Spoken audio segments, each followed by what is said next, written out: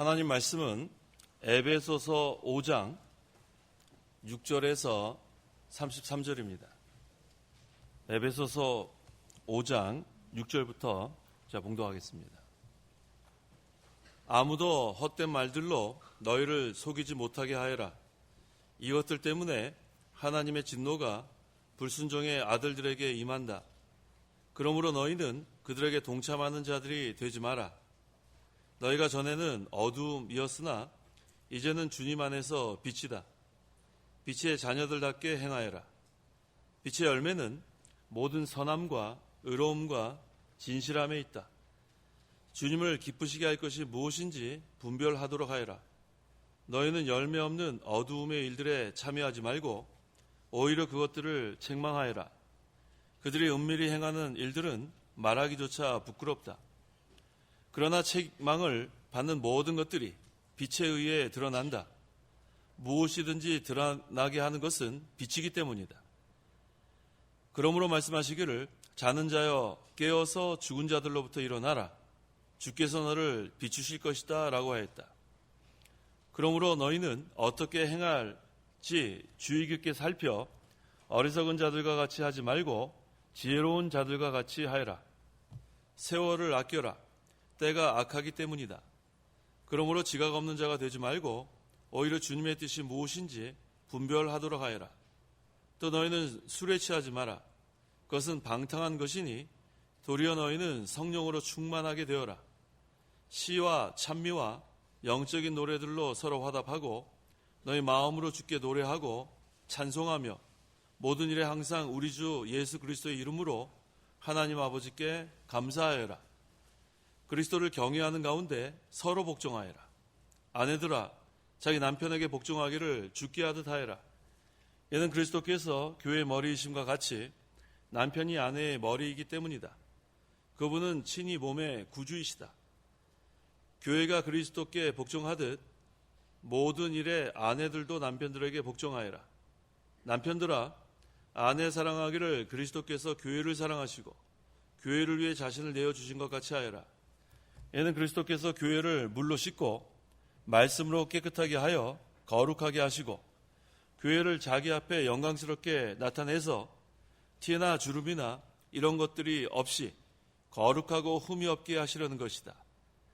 이와 같이 남편들도 자기 아내 사랑하기를 자기 몸을 사랑하는 것 같이 해야 한다.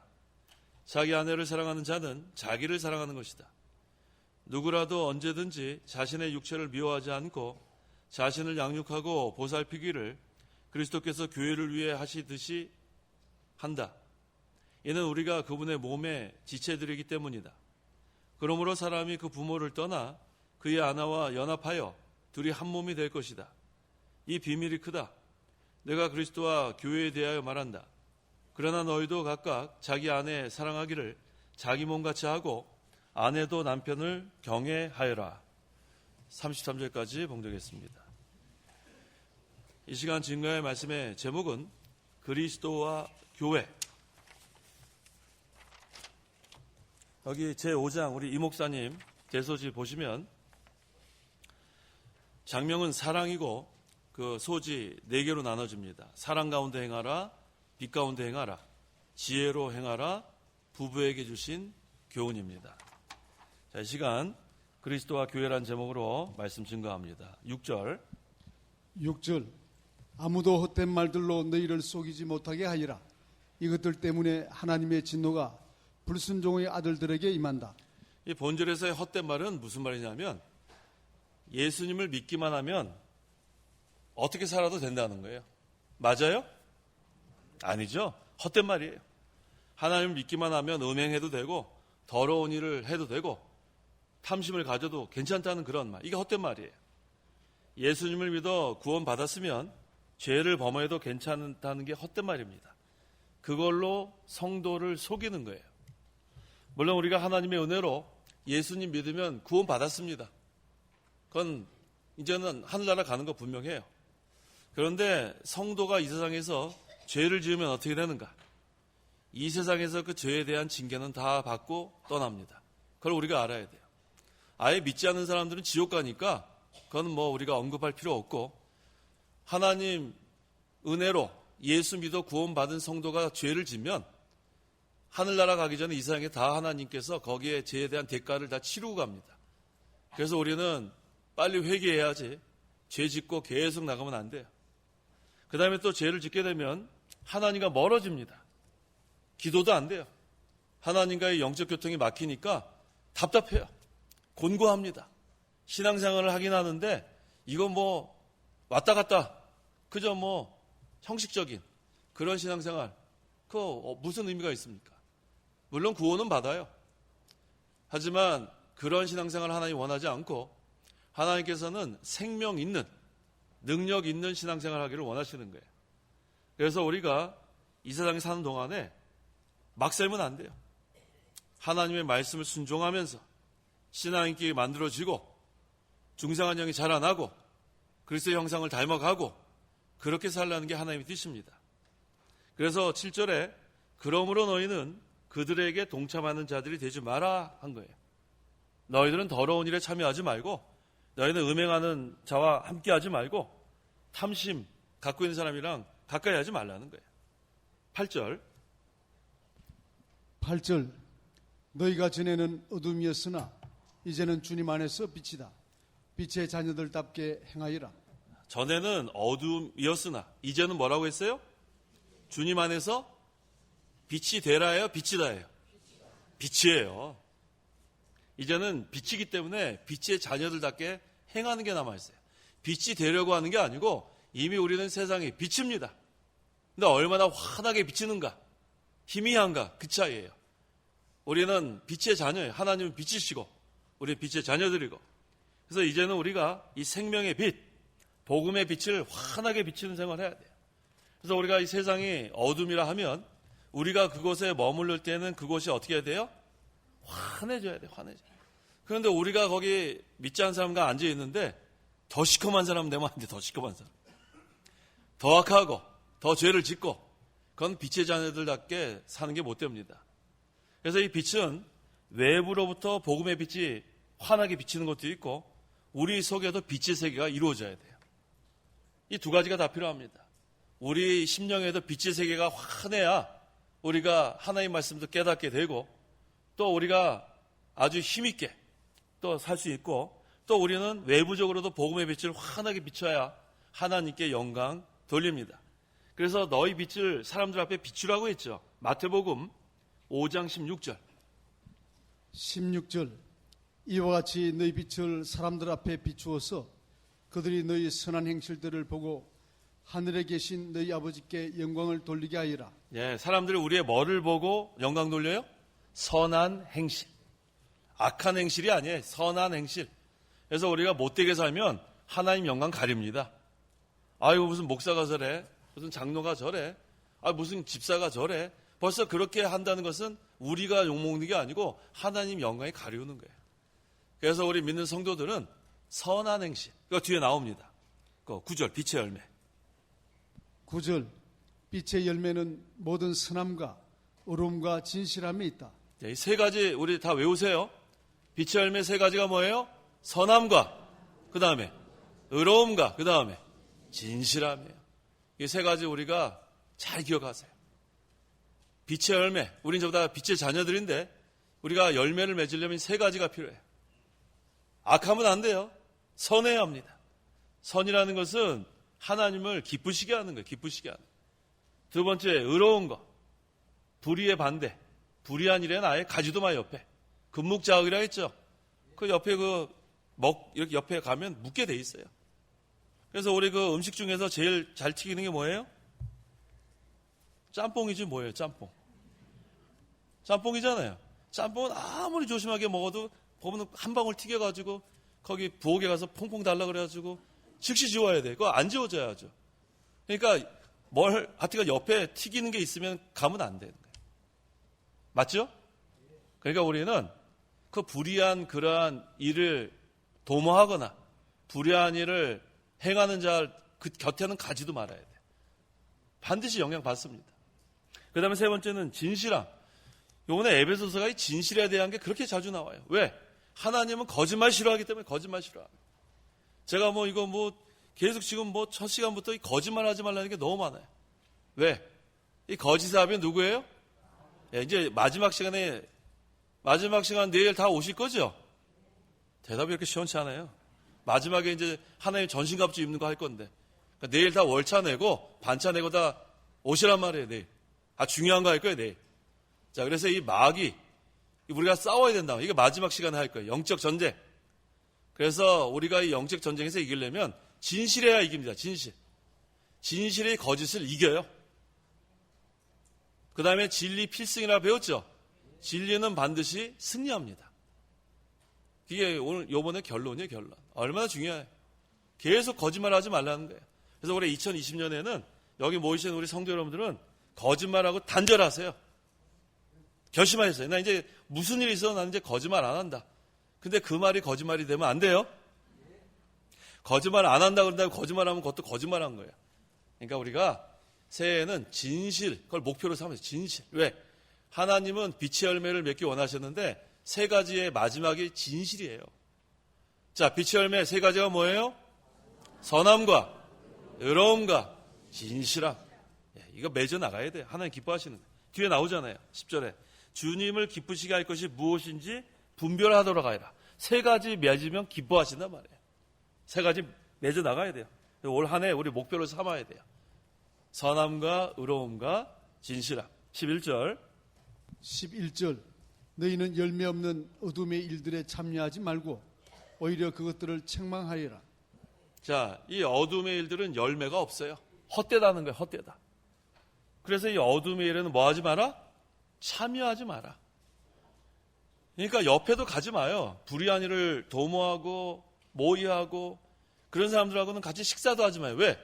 지나가다가 저 사람이랑 같이 있는 거 보면 저것도 한패구나. 그러한 오해를 받지 마세요. 그래서 시편 1편에 뭐라고 했어요? 복 있는 사람은 뭐라고 했어요? 악인의 길을 쫓지 않고 또 죄인의 길에 서지 않고 또 오만한 자의 제 식사도 같이 하지 말라 그래. 거기 앉아갖고 왜 같이 짜장면 먹고 있어요? 짜장면 자기가 돈 내고 혼자 먹어도 되지 왜 그 불의한 자들과 함께 앉아가지고 그러면 반드시 그 영향 받게 돼 있어요. 그래서 복 있는 사람은 악인의 계획을 따르지 아니하고 죄인의 길에 서지 않고 오만한 자리에 앉으면 안 돼요. 그래서 우리가 이 열매 없는 어둠의 일들에는 참여하지 말고 오히려 어떻게 하라 그랬어요? 그것들을 책망하여라. 가만히 있지 말라는 게 가만히 있지 마라. 잘못한 거 있으면 책망하는 그게 중요하고 또 책망을 잘 받는 사람이 소망이 있어요. 성도 여러분 책망받는 거 별로 좋아하지 않죠? 네, 그러면 안 돼요. 자, 거기 성경은 저 있잖아요. 하나님 말 디모데 전서인가요? 우리를 교훈하고 책망 이게 어디예요? 디모데후서 3장 16절 읽어보세요. 16절 모든 성경은 하나님의 영감으로 된 것으로 교훈과 책망과 바르게 함과 의로 교육하기에 유익하니. 네, 모든 성경은 하나님의 영감으로 됐는데 교훈도 하고 또 뭐도 해요? 책망도 하고 또 바르게 하고 또 의로 교육한다는 거예요. 의로 교육. 그래서 우리가 이 책망받는 거 달게 받으세요. 성경 말씀을 통해서 책망받을 때도 달게 받고 또 우리가 누가 우리를 책망해 주는 거 그건 사랑해서 하는 거예요. 왜 그런지 알아요? 사랑하지 않으면 책망 안 해요.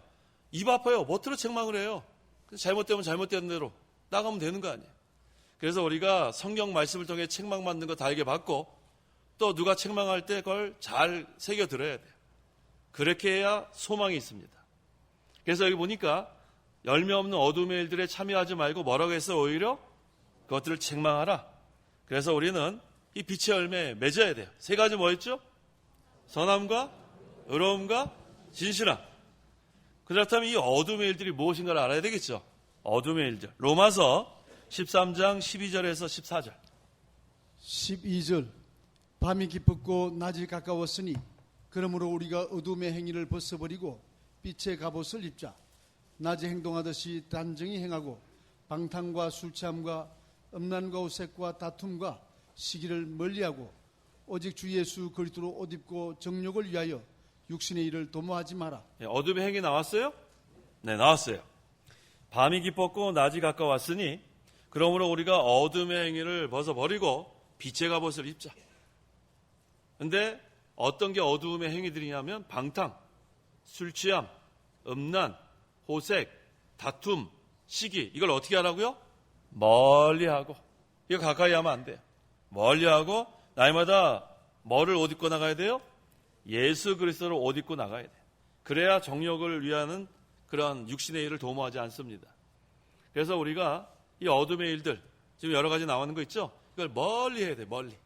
가까이 하면 큰일 납니다. 멀리 하고 날마다 예수 그리스도 옷 입고 나가는 거. 이게 중요해요. 왜 이 어둠의 얘기들을 멀리 해야 되는가? 12절. 12절. 그들이 은밀히 행하는 일들은 말하기조차 부끄럽다. 네, 말하기조차 부끄러워요. 은밀하게 지는 죄들은 말하기도 부끄러운 죄들이에요. 그래서 13절에 근데 그것들이 드러난다고 했습니다.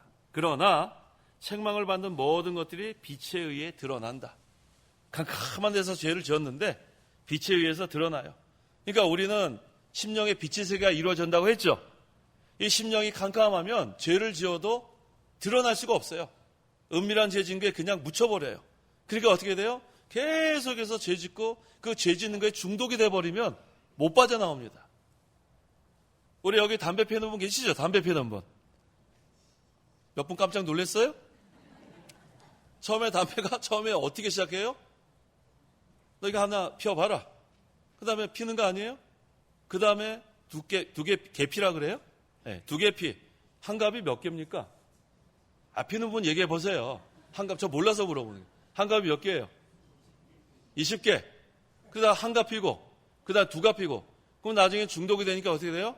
안 피면은 손을 떨어요. 중독되는 거예요. 그 다음에 술 마시는 분.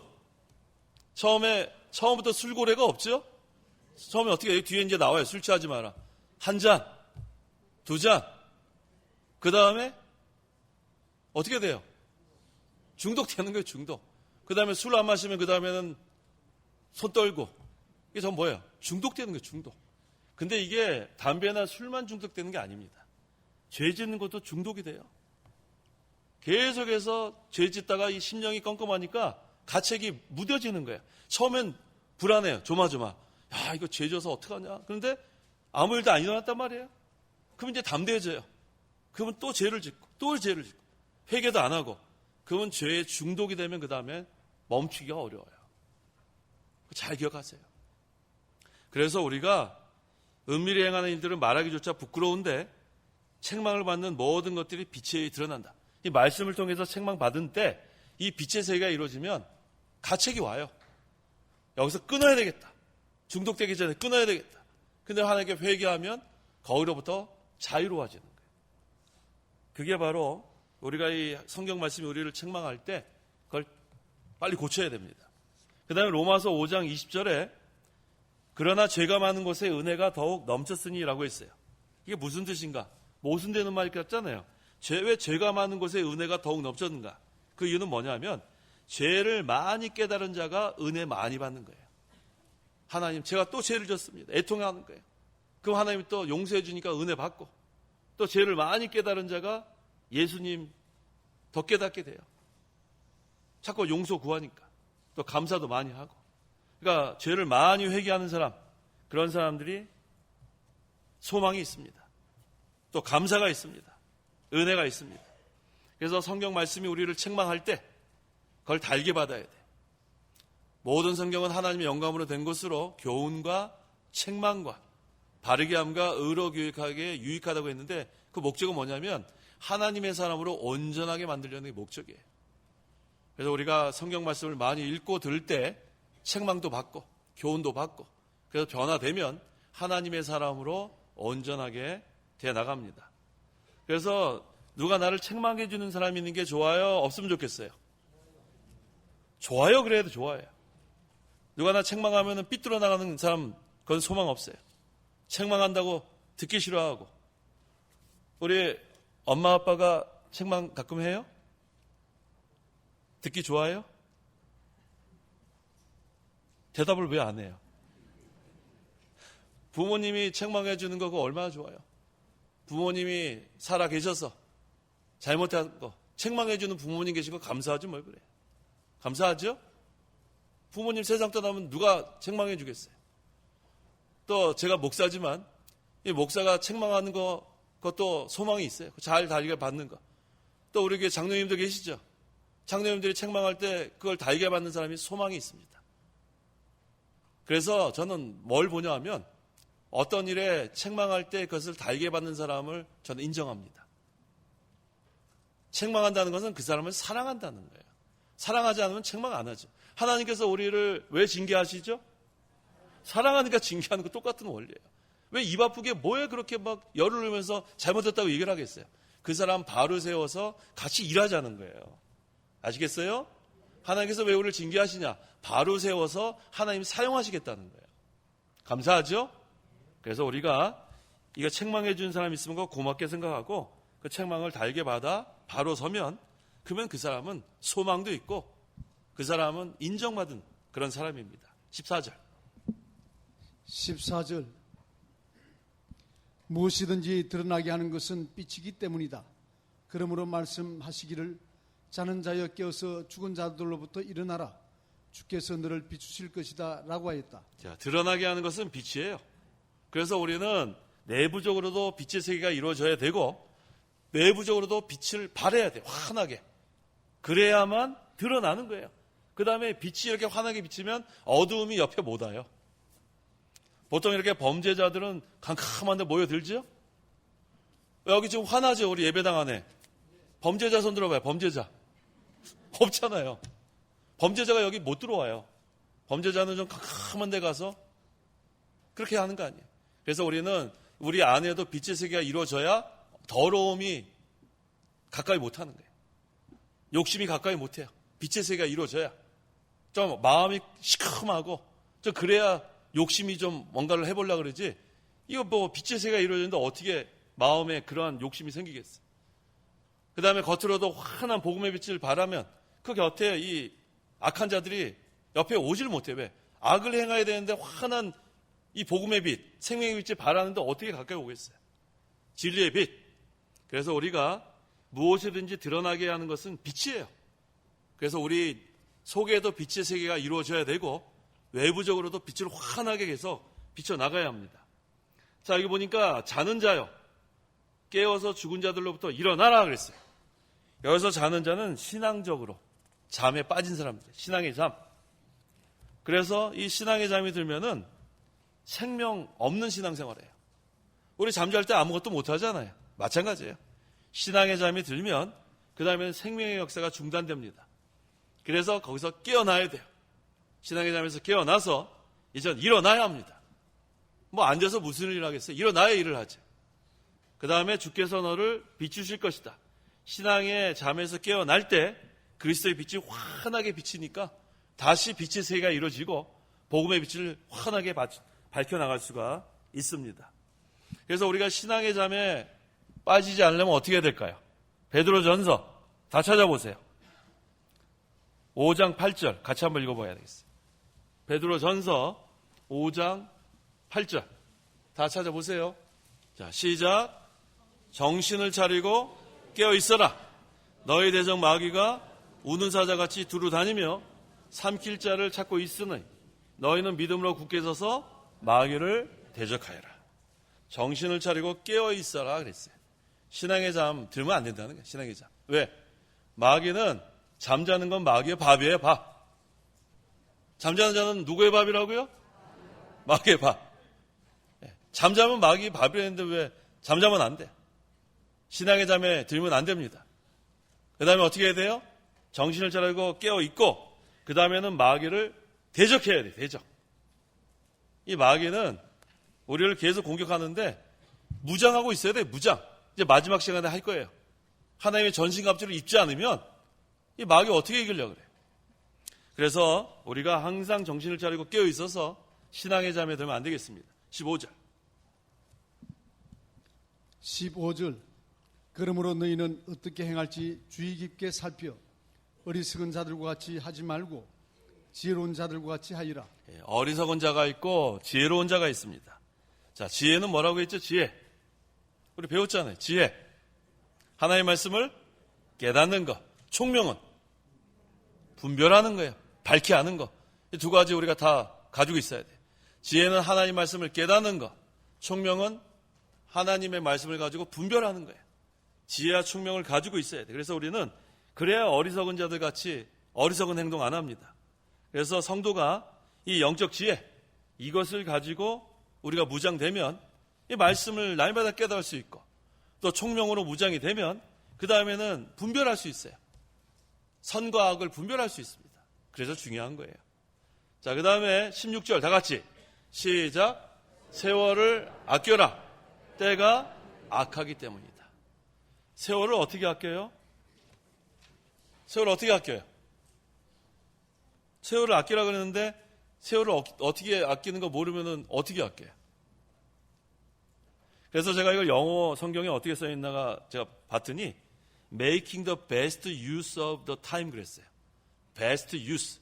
가장 잘 사용을 하는 거예요. 가장 잘.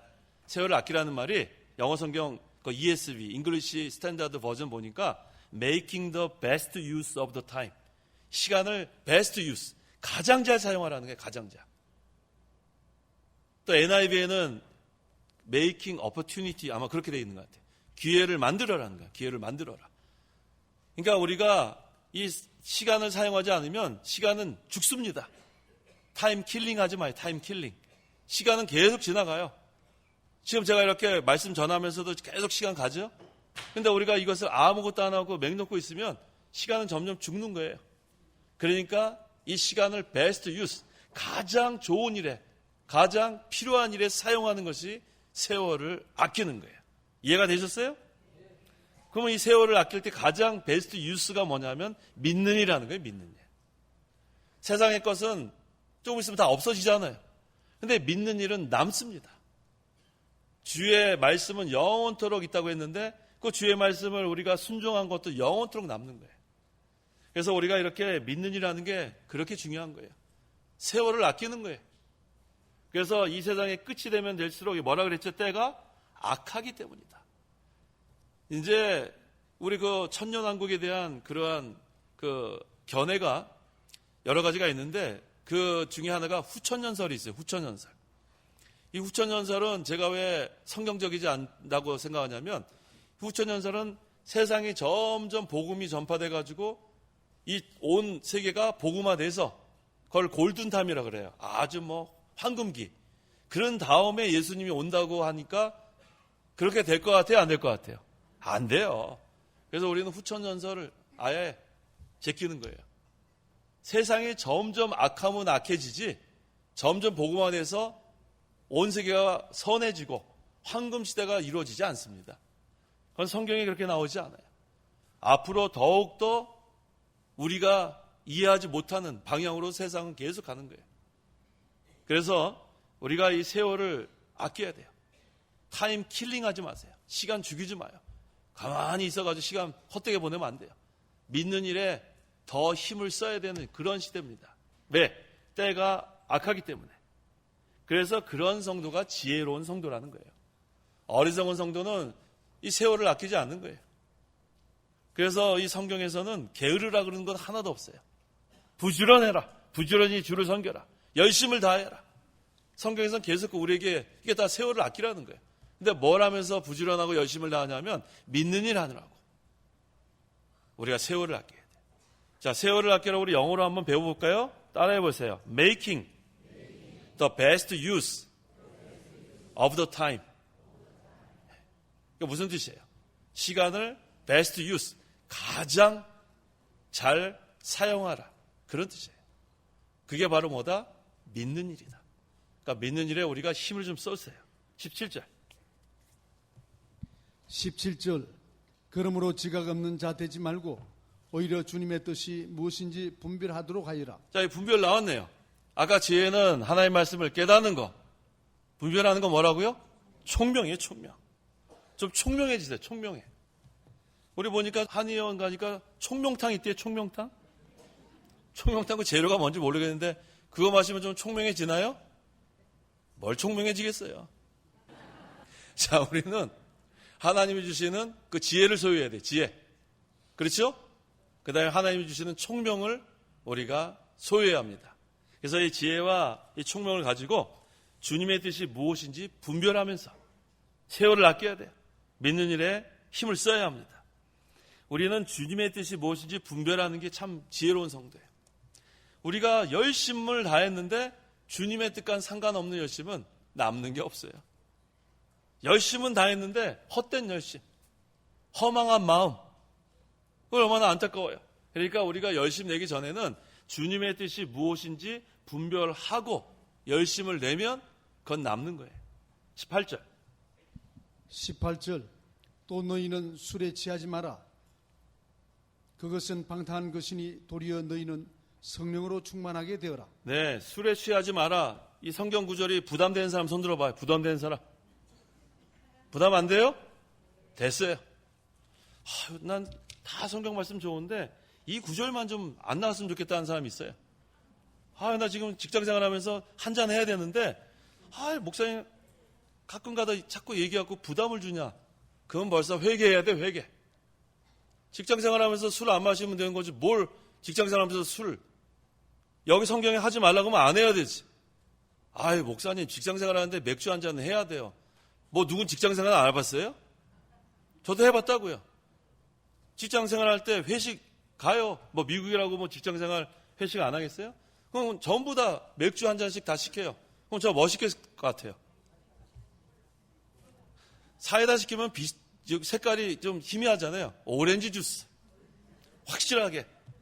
노란색 딱 하면 이 사람은 술 안 마시는 거 알잖아요. 그건 저는 무조건 오렌지 주스예요. 그러니까 제 별명이 OJ. 오렌지 주스. 그래가지고 오렌지 주스 딱. 그래서 자주 가니까 저는 가면 딱 알아요. 제 이름, 영어 이름이 크리스예요. 크리스. OJ? 예. 자기네들은 맥주. 저 얼마든지 직장 생활하고 전혀 지장되지 않았어요. 아시겠죠? 직장 생활 하신 분들 맥주 안 마셔도 얼마든지 할 수 있어요. 근데 뭐 장로님이 따라주는데 어떻게 해요? 나 어느 게 장로다. 너 직분이 뭐냐? 너 집사인데? 집사가 장로가 따르. 빨리 받아. 세상이 이렇게 됐단 말이에요. 그래도 안 받아야 돼요. 그때는 아까 뭐라 그랬어요? 어두운 일 하는 사람한테 오히려 책망해야죠. 장로님 정신 차리라고 말이야.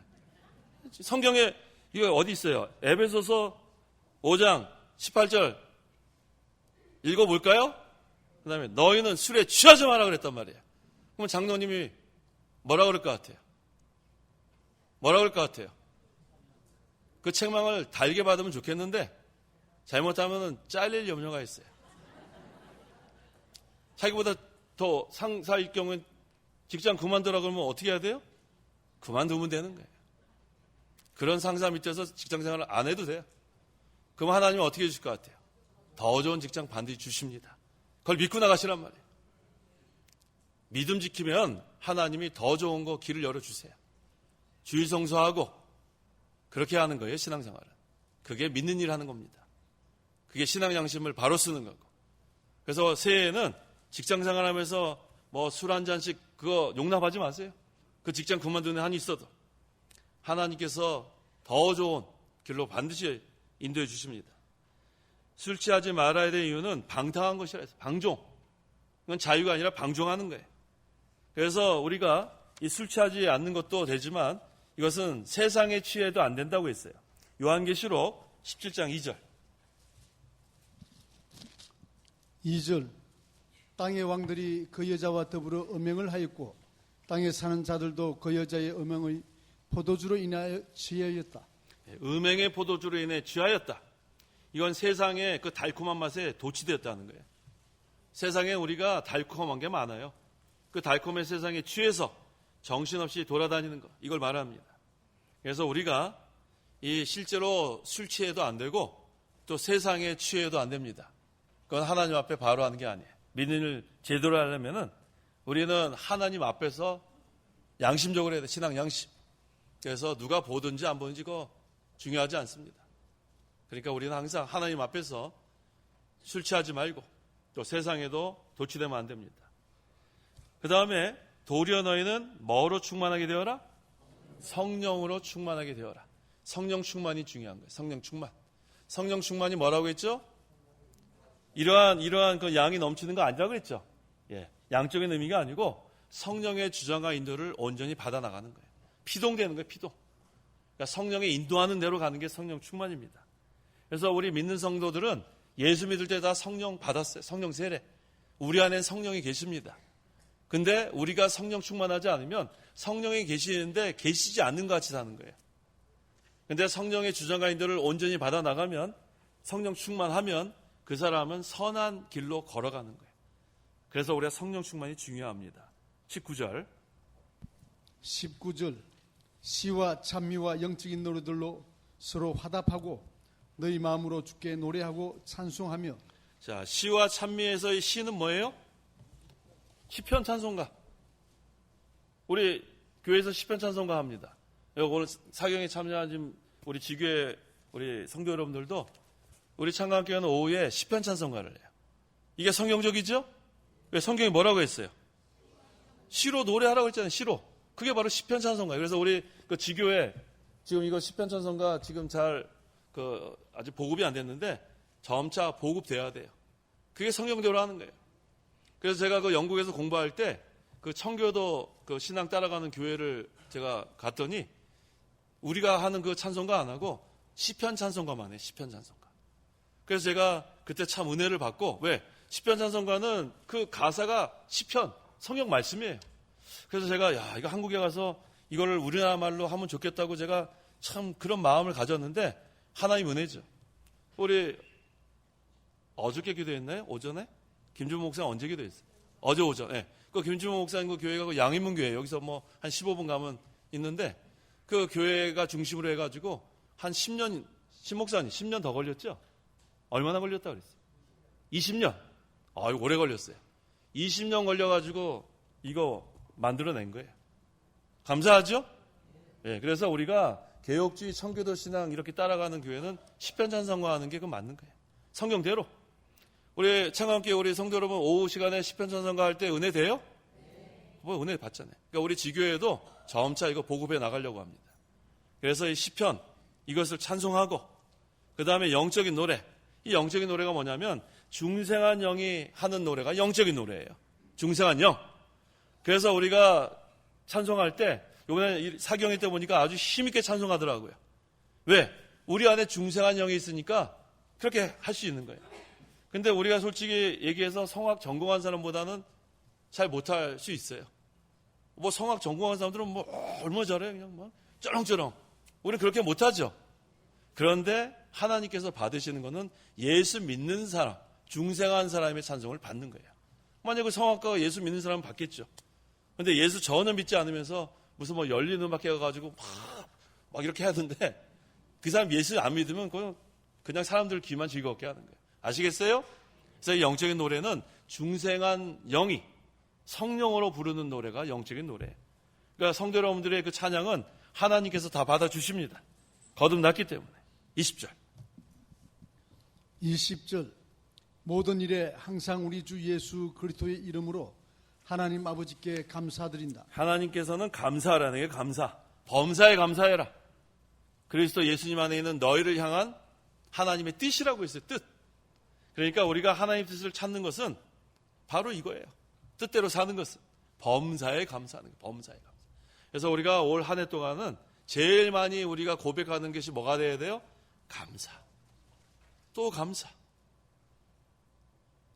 감사하지 않는 사람은 어느샌가 불평이 나와요. 그래서 제가 자꾸 감사하라는 거예요. 가만히 있으면은 불평이 나온다니까요. 우리가 욕심이 있기 때문에 그 욕심을 채우려면은 어려워요. 그러니까 욕심이 차지 않으면 뭐가 나와요? 불평이 어느새 나와요.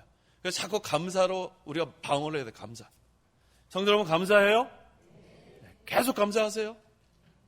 1월 2일부터 12월 30일까지 계속 감사하세요. 그래야 불평이 안 나오는 거예요. 그래서 성도가 그리스도로 말미암아 살면 범사에 감사로 다 통과할 수 있습니다. 21절. 21절 그리스도를 경외하는 가운데 서로 복종하여라. 자, 이거 중요한 말씀이에요. 이거 제가 결혼 주례할 때마다 에베소서 5장 21절에서 그 다음에 24절까지 남편들까지 해야지 참. 아내들만 하면 안 되니까. 25절까지. 보통 제가 항상 이거 가지고만 해요. 좀 이렇게 다른 예화를 한다든지 결혼 주례할 때 좀 다르게 하지만 항상 이거예요. 왜 제가 22절에서 25절을 안 하고 21절부터 하는가? 이게 문맥 속에서 봐야 돼요. 문맥 속에서. 자, 이게 뭐라고 했냐면 그리스도를 경외하는 가운데 서로 복종하여라 했죠? 아내들만 복종하라 그런 게 아니고 그 앞에 그리스도를 경외하는 가운데 서로 복종하여라. 이거 무슨 얘기냐면 믿는 사람끼리 결혼하는 거예요. 믿는 사람끼리. 아시겠어요? 그러니까 아무리 좋은 조건이라고 해도 불신자하고 결혼하게 되면 이 말씀이 적용이 안 돼요. 다시 한번 읽어보겠어요. 다 같이 21절 시작. 그리스도를 경외하는 가운데 서로 복종하여라. 그래서 남편이 예수 안 믿으면 그리스도를 뭐 경외할 리가 있어요? 또 아내가 예수 안 믿으면 경외할 리가 없죠. 그래서 우리가 다른 조건보다 믿는 사람. 자, 그래서 결혼의 조건 첫째가 뭐예요? 믿음. 두 번째는 믿음. 세 번째는 믿음. 네 번째는 그 다음에 이제 하나 자기 원하는 거 해요. 한 3번 정도는 확인을 하란 말이에요. 믿는가 안 믿는가. 왜 제가 3번 정도 확인하냐면 일단 믿긴 믿는데 같은 그러한 신앙생활을 해야 돼요. 어떤 사람은 주일 성수 안 하는 그런 믿음 생활하는 사람과 주일 성수 하는 사람이 결혼하게 되면 부딪혀요. 그러니까 같은 그러한 신앙생활 할 수 있는 사람으로 또 찾아야 돼요. 그러니까 참 쉬운 일은 아니에요. 그러니까 믿는 사람이라고 해서 다 우리가 하면 안 되고 그 다음 확인해 봐야 돼요. 이 사람이 정말로 같이 주일 성수하면서 함께 이 같은 신앙의 길을 갈 수 있는가 그걸 확인하라는 의미에서 한 3번 정도 확인하라는 거예요. 그 다음에 네 번째는 뭐 경제력을 보든지 학력을 보든지 외모를 보든지 그건 뭐 그 다음이고 첫째, 둘째, 셋째 믿음을 계속 확인해야 돼요. 그래서 우리가 같은 교리, 같은 진리 깨닫는 그 부부가 제일 행복한 거예요. 그렇죠? 네. 그래서 이 결혼이 우리 다른 거는 이렇게 까다롭게 조건 붙이지 말고 함께 신앙생활, 믿는 일 잘할 수 있는 그러한 사람을 배우자로 삼으셔야 돼요. 장로님, 그때 우리 목사님이 몇 점만 되면 결혼하라 그랬죠?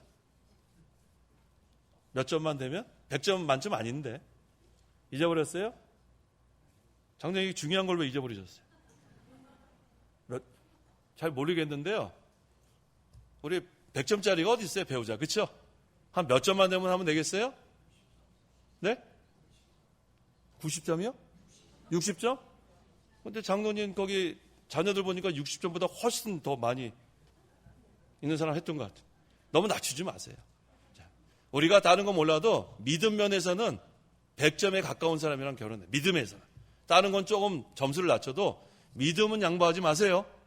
아무리 경제력이 있고 아주 학력이 있고 잘생기고 뭐 그거보다도 믿음을 우선으로 하세요. 그래야 우리가 믿는 일을 하는데 우리가 어려움 겪지 않습니다. 자, 그 다음에 그래서 그리스도를 경외하는 가운데 서로 복종하는 거예요. 부부가 다 그리스도를 경외해야 서로 복종할 수 있는 그런 관계가 됩니다. 그 다음에 이제 아내들에게 하는 말씀이 있죠? 읽어보세요. 22절 아내들아 자기 남편에게 복종하기를 죽게 하듯 하여라. 네. 그러니까 우리 보통 이 남편들이 이거 잘 써먹죠? 자기가 목마른데 물 떠오기 싫으면은 에베소서 5장 22절 아내들아 자기 남편에게 복종하기를 죽게 하듯 하여라. 물 하나 좀 떠와. 이러면 안 된다는 거예요. 이러면 안 된단 말이에요. 그거는 이 성경을 오용하는 거예요. 그렇게 하면 안 돼요. 떠다 주지 마요. 떠다 주지 말라고요. 성경 그렇게 막 사용하는 거 아니에요. 중요한 것은 그 21절이에요. 21절. 그리스도를 경외하는 가운데 서로 복종하는 가운데 이것은 남편을 잘 이렇게 존경하라는 그런 뜻이에요. 그렇게 해야지 뭐 무조건 그냥 명령하는 거 그냥 하라는 그렇게 우리가 해석하면 안 돼요. 그다음 23절. 23절 이는 그리스도께서 교회의 머리이심과 같이 남편이 아내의 머리이기 때문이다. 그분은 친히 몸의 구주이시다. 네, 하나님은 질서의 하나님이기 때문에 질서를 유지하는 거예요. 질서. 그래서 여자가 남자보다 열등한 위치에 있다는 게 아니에요. 종속관계에 있는 게 아니에요. 질서의 하나님께서 가정의 질서를 세우시고 아내가 주님 안에서 자원하는 마음으로 남편을 존중하라는 거예요. 그러면서 순종하라는 그런 뜻입니다. 그래서 23절에 이는 그리스도께서 교회의 머리심과 같이 남편이 아내의 머리이기 때문이다. 이 교회도 머리는 그리스도고 그 다음에 교회는 몸이라고 했어요. 그래서 머리 되시는 그리스도께 순종하잖아요. 그렇게 순종하라는 그런 뜻입니다. 근데 여기 보니까 머리에 지금 해당되는 그 헬라어가 뭐냐면 케팔레예요. 케팔레. 이 케팔레라는 그 헬라어의 뜻은 지도자, 통치자 그런 뜻이에요. 지도자, 통치자. 그래서 그리스도께서 교회의 머리는 지도자로서 다스리는 그런 위치에 있다. 그런 뜻입니다. 그래서 남편이 아내에 대해서도 그런 지도자 같은 권위 그거 가지고 있으니까 우리 아내들은 남편을 잘 존중하세요. 남편의 권위. 요즘도 그 매 맞는 남편이 있어요? 아내가 더 힘이 세가지고 매 맞는 남편 없죠? 모르겠어요. 그 아내가 배구 선수면 좀 맞을 것 같아요. 배구 선수. 강스파이크 해가지고 그냥 등짝 한 대씩 맞고 막. 그러면 안 돼요. 그 아내는 남편의 권위를 존중해야 합니다. 이게 질서예요. 하나님 누구를 먼저 창조하셨죠? 아담을 창조하고 그다음에 하와를 창조했으니까 그러니까 하나님이 가정의 질서를 이렇게 유지하기 위해서 이어가시 말씀하시는 겁니다. 자, 그다음 24절. 24절 교회가 그리스도께 복종하듯 모든 일에 아내들도 남편들에게 복종하리라. 네, 그런 의미예요. 그러니까 무슨 종속 관계가 아니고 이렇게 질서 하나님께서 세우고 그다음에 남편 그 위에 그리스도. 그러니까 우리가 잘 이 질서를 우리가 유지해 나가야 돼요. 자, 그다음에 25절에 남편들아 읽어보세요. 25절 남편들아 아내 사랑하기를 그리스도께서 교회를 사랑하시고 교회를 위해 자신을 내어주신 것 같이 하여라. 예, 남편에 대한 아내의 의무가 복종이라면 아내에 대한 남편의 의무는 사랑입니다. 사랑을 하는 헬라어가 여기서 이 사랑이라는 것은 아가파테예요. 아가파테. 이 헬라어의 그 뜻은 그리스도의 사랑을 나타내는 거예요. 무조건적 사랑. 그러니까 이 남편이 아내를 사랑하는 건 무조건적 사랑이에요. 이것은 하나님이 우리를 또 그리스도께서 우리를 무조건적으로 사랑하는 것 같은 그러한 단어가 바로 아가파테예요. 그래서 이 남편은 아내를 무조건 사랑해야 돼. 무조건. 그래서 한번 결혼하면 자기 아내를 사랑해야지 다른 사람을 자기 아내보다 더 사랑하면 안 됩니다. 그건 잘못된 거예요. 그래서 이 아내를 사랑할 때 무조건적으로 사랑하고 희생적으로 사랑해야 돼요. 자, 이제 전세가 바뀌었어요. 이제 아내가 목이 말라요. 남편한테 성경이 희생적으로 사랑하라고 했으니까 가서 물 떠와. 그래도 안 돼요. 그런 아내 있는지 몰라요. 밖에서는 그렇게 남편한테 공손하게 잘하는데 집에 가서 막 부리는 아내 없어요? 여기 와서는 뭐 남편을 그냥 너무너무 떠받다가 집에 가면 자 가서 분리수거하고 오라고 말이야. 설거지하라고. 왜 청소 안 해놨어? 그런 사람 없죠? 그건 완전 가정의 질서가 깨지는 거예요. 그렇게 하면 안 됩니다. 예, 그래서 우리 남편에 대한 아내의 의무는 복종이고 아내에 대한 남편의 의무는 사랑입니다. 자, 26절에서 27절. 26절 이는 그리스도께서 교회를 물로 씻고 말씀으로 깨끗하게 하여 거룩하게 하시고 교회를 자기 앞에 영광스럽게 나타내서 티나 주름이나 이런 것들이 없어 거룩하고 흠이 없게 하시려는 것이다. 네, 그리스도께서 교회를 물로 씻고 말씀으로 깨끗하게 하여 했죠. 그러니까 여기서 물은 말씀을 의미하니까 성령께서 말씀으로 우리를 거듭나게 했다. 그런 뜻이에요. 그래서 디도서 3장 5절에 우리를 구원하시되 우리가 행한 의로운 행위들로 말미암지 않고 오직 그분의 긍휼하심을 따라 중생의 씻음이란 그런 단어가 나와요. 중생의 씻음과 성령의 새롭게 하심으로 하셨다. 여기서 이 물은 하나님의 말씀을 가리키는 거예요. 그래서 성령께서 말씀으로 우리를 거듭나게 하셨다. 그 다음에 말씀으로 점점 우리를 깨끗하게 하신다는 게 깨끗하게 정결하게 하신다. 자, 28절 이와 같이 남편들도 자기의 아내 사랑하기를 자기 몸을 사랑하는 것 같이 해야 한다. 자기 아내를 사랑하는 자는 자기를 사랑하는 것이다. 네, 이제는 부부는 하나가 되는 거예요. 하나. 그러니까 아내를 사랑하는 건 자기를 사랑하는 거라고 했어요. 그래서 창세기 2장 24절에 그러므로 남자가 부모를 떠나 그 아내와 연합하여 둘이 한 몸이 될 것이다 라고 했죠. 거기 31절에도 나오네. 그렇죠? 창세기 2장 24절. 이 하나가 된다는 의미가 세 가지 의미로 우리가 봐야 돼요. 세 가지. 하나는 성령으로 하나 돼야 돼. 성령으로. 한 성령. 그래서 제가 아까 그리스도를 경외하는 가운데 그때 해석할 때 믿는 사람과 결혼하라 그랬죠. 예, 믿는 사람이어야 한 성령으로 하나 될 수 있는 거예요. 신자와 불신자는 성령으로 하나 될 수 없습니다. 그래서 앞으로 우리 자녀 있는 그 부모님들은 그걸 명심하세요. 반드시 자녀가 믿는 사람과 결혼할 수 있도록. 그래야 성령으로 하나 됩니다. 두 번째, 마음으로 하나 돼요. 마음으로. 이게 바로 예수님의 마음이죠. 온유와 겸손. 성령으로 하나 되고 마음으로 하나. 그 다음에 육체로 하나 돼서 하나님이 허락하시면 경건한 자녀를 얻어서 신앙의 계절을 이어나가는 거예요.